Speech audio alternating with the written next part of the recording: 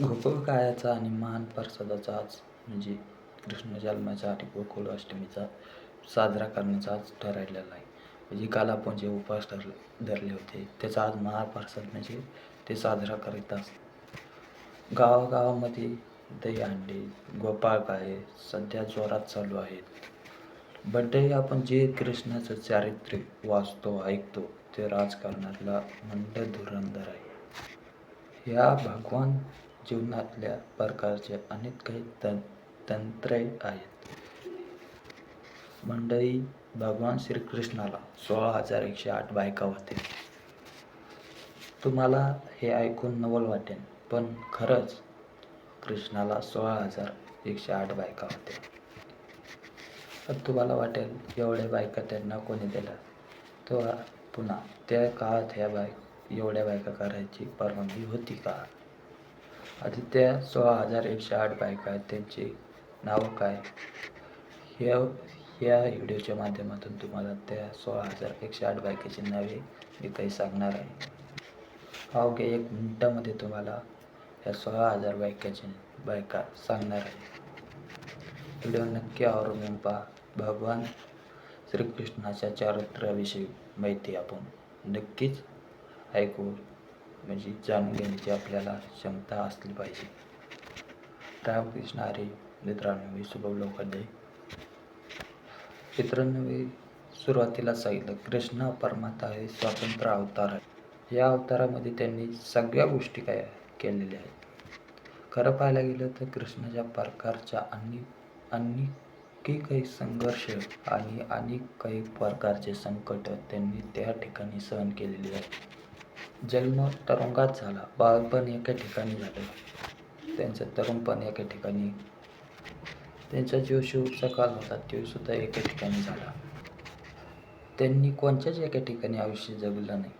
त्यांनी प्रत्येक काळामध्ये म्हणजे लहानपणापासून ते तरुणपणामध्ये जन्मापर्यंत अलग अलग ठिकाणी. मंडळी, भगवान श्रीकृष्णाला 16,108 बायका होत्या. त्या बायकाचे नावच मी व्हिडिओच्या माध्यमातून सांगणार आहे. तुम्ही नक्की हा व्हिडिओ शेवटपर्यंत बघा. खरं पाहायला गेलं तर 16,108 बायका, कृष्णाच्या 16,108 बायकाचे नाव एका मिनिटात सांगणं कोणालाच शक्य नाही. परंतु आपण प्रयत्न करूया.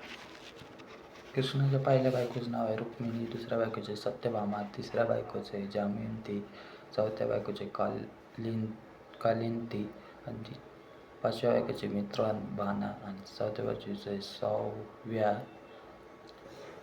आणि सहाव्या बायकोचे सत्या, सातव्या बायकोचे भद्रा आणि आठव्या बायकोचे लक्ष्मा. अशा 8 मुख्य राण्या होत्या. त्या ठिकाणच्या या सुरुवातीच्या काळामधल्या त्यांच्या बायका होत्या. या 8 बायका करणं हे लय मोठी गोष्ट नाही. ही तर 8 बायका करण्याचं काय एवढा महत्त्व म्हणजे हे काय म्हणते लय मोठी गोष्ट नव्हती. शिवाजी महाराजाच्या काळात सुद्धा 8 बायका करत होते आणि पहिल्या काळात सुद्धा 8 बायकाला परवानगी होती. मग तुम्हीच म्हणता 16,108 बायका म्हणजे काय? तर मंडळी, याचा लय मोठा इतिहास आहे. नरकासूर नावाचा एक राक्षस होता, त्याला भस्मासूर सुद्धा म्हणतात. तो नरकासूर जो राक्षस होता तो प्रत्येक राज्यावर आक्रमण करायचा आणि ज्या राज्यामध्ये आक्रमण केलं त्या राज्यामध्ये त्या तरुणी होत्या त्यांना तो अटक करायचा.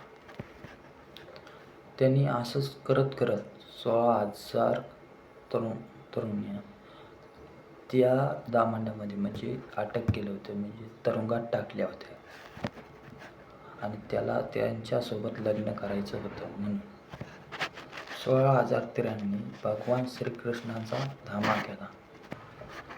कृष्णाने सुद्धा सत्यभामासोबत जाऊन नरकासुराचा वध केला आणि 16,100 स्त्रियांना त्यांनी मुक्त केले. 16,100 स्त्रियांना ज्या भगवान श्रीकृष्णाने मुक्त केलं, असं त्या कन्या म्हणल्या की भगवान श्रीकृष्णाला की आम्ही तुम्हाला सोडणार नाही. मग अशा म्हणाल्या की आम्हाला तुम्ही मुक्त म्हणजे नरकासुराच्या तावडीतून सोडवलं, पण आता आमच्यासोबत कोणी लग्न करणार नाही, म्हणजे आम्ही बाटलेले आहोत असं म्हणल्या जातं. म्हणजे कृष्णाला त्या तशा म्हणल्या. तर त्यावेळी कृष्णाने काय केलं, 16,100 त्या स्त्रियांचं पाणी ग्रहण केलं. युवांचे भरपूर प्रकार आहे, म्हणजे गरंधर युवा, हे असे परवंत युवा, प्राशी युवा, असे भरपूर प्रकार आहेत. तर कृष्णाने पाणीग्रहण हा युवा म्हणजे पाणीग्रहण 16,100 स्त्रियांसह त्यांनी युवा केला. म्हणजे 16,100 त्या आणि हे 8 ह्या मिळून सगळ्या 16,100 एक म्हणजे सगळ्या मिळून 16,108 बायका भगवान श्रीकृष्णाच्या झाल्या. 16,100 त्यांचे नाव आपल्याकडे आहे, पण त्या नाव सांगण्याच्या आपण पूर्ण दिवस जाईल. म्हणून या व्हिडिओच्या माध्यमातून तुम्हाला मी शॉर्टकट पद्धतीने मी कृष्णाच्या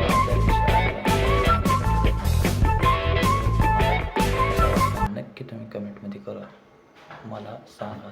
आणि पुढे काय तुमचे प्रश्न असतील ते बी कमेंट करा. नक्की पुढील व्हिडिओ तुमच्या प्रश्नानुसार बनेल.